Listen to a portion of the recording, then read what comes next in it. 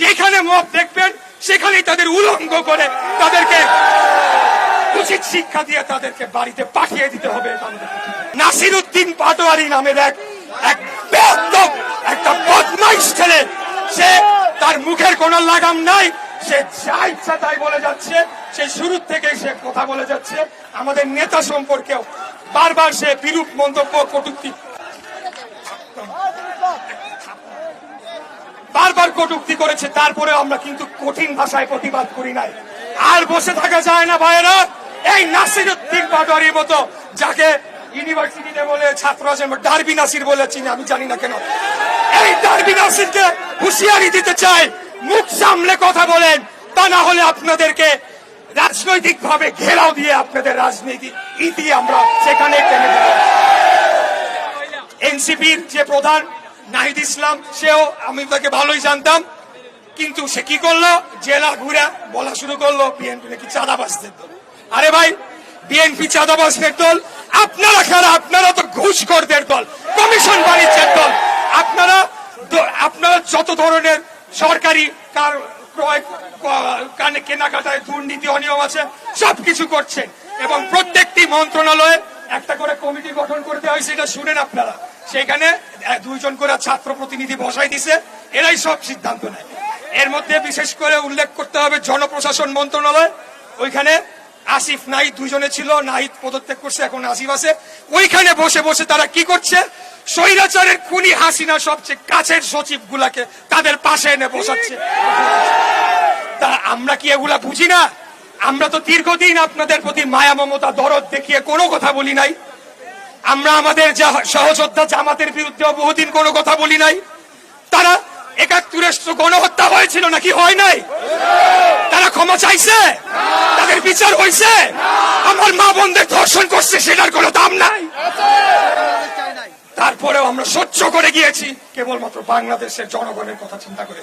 আমরা আর শেষ কথা বলতে চাই, আমরা রাজপথে ছিলাম, রাজপথে আছি, কখনো আমরা বের হই না, আমরা প্রয়োজন মনে করি না। কিন্তু যখন আমাদের নেতা ডাক দিবে, তখন বাংলাদেশের রাজপথে তিল ধারণের ঠাঁই থাকবে না।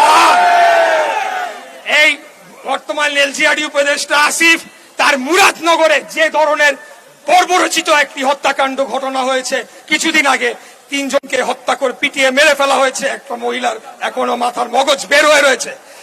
প্রথমে কি করলো, বিএনপির উপরে দায় চাপানোর চেষ্টা করলো, পরে দেখা গেল এই উপদেষ্টা ব্যাটার আলো, এবং সেখানে তারা তাদের কর্মসূচির নামটিও পাল্টালো। এবং পরবর্তীতে যখন ইন্টারনেটে সোশ্যাল মিডিয়ায় ব্যাপকভাবে প্রচারিত হলো যে শেখ মুজিবুর রহমানের কবর ভেঙে ফেলা হবে, তারা সেটিকে কোন রকম গ্রাহ্য না করে, আরে ভাই বাংলাদেশে থাকেন, বাংলাদেশের মাটিতে থাকেন, কোন জেলার মানুষের সেন্টিমেন্ট কি, কোন জেলার মানুষ কোন কথা বললে কিভাবে রিয়াক্ট করতে পারে, এগুলো আপনারা জানেন না। আপনারা রাজনীতি অনেক দূরের কথা, আপনাদেরকে প্রাইমারি স্কুলে পাঠাই দেওয়া দরকার। এরপরে তারা কি করলো, রাষ্ট্রীয় নিরাপত্তা বাহিনীর সহযোগিতা নিয়ে গায়ের জোরে তারা সেখানে নিজেদের বাহাদুরি দেখানোর জন্য গোপালগঞ্জে গিয়ে তারা জোর জবরদস্তি করে একটা পরিস্থিতি তৈরি করলো। আপনারা মুজিববাদ হটাতে চান, বাংলাদেশে তো অনেক জায়গা আছে, ওইখানে গিয়ে কেন আপনাদেরকে গোলমাল সৃষ্টি করতে হবে, সেটাই আজকে জনমনে প্রশ্ন উঠেছে। এরা জানে নির্বাচন হলে তারা 1-2টা আসন পাবে কিনা তার কোনো ঠিক নাই। 1991 সালে ঢাকা শহরে জামাতে ইসলামীর 7টি আসনের 7টিতে তারা জামানত বাজেয়াপ্ত হয়েছিল। এই জামাত শিবির, এনসিপি, এরা সব একই সূত্রে গাথা। তারা চায় না বাংলাদেশে একটা স্বাভাবিক সুস্থ নিরাপদ পরিবেশ বজায় থাকুক, যাতে করে তারা বলতে পারে নির্বাচনের পরিবেশ নাই, এবং আমরা যখনই কোনো ঘটনা ঘটে তারপরেই তাদের পাতি নেতাদের মুখে এগুলা শুনতে পাই। এই ফেব্রুয়ারি থেকে যদি একদিনও পেছানোর চেষ্টা করে, এই সরকারকে 1 ঘন্টা আমরা রাখবো না। আরে ভাই, আপনারা কারা? আপনারা অন্তর্বর্তীকালীন সরকার, আপনাদের ম্যান্ডেট কি? কিছুই না। আপনারা কোন বিপ্লবী সরকার না, আপনারা সেটা গঠন করতে ব্যর্থ হয়েছেন। বর্তমান সংবিধানের আলোকেই আপনারা একটা সাংবিধানিক সরকার, সেটা সুপ্রিম কোর্টের রেফারেন্স নিয়ে গঠিত করা হয়েছে। অতএব এখন এসে যদি আপনারা সংবিধান পরিবর্তন করতে চান,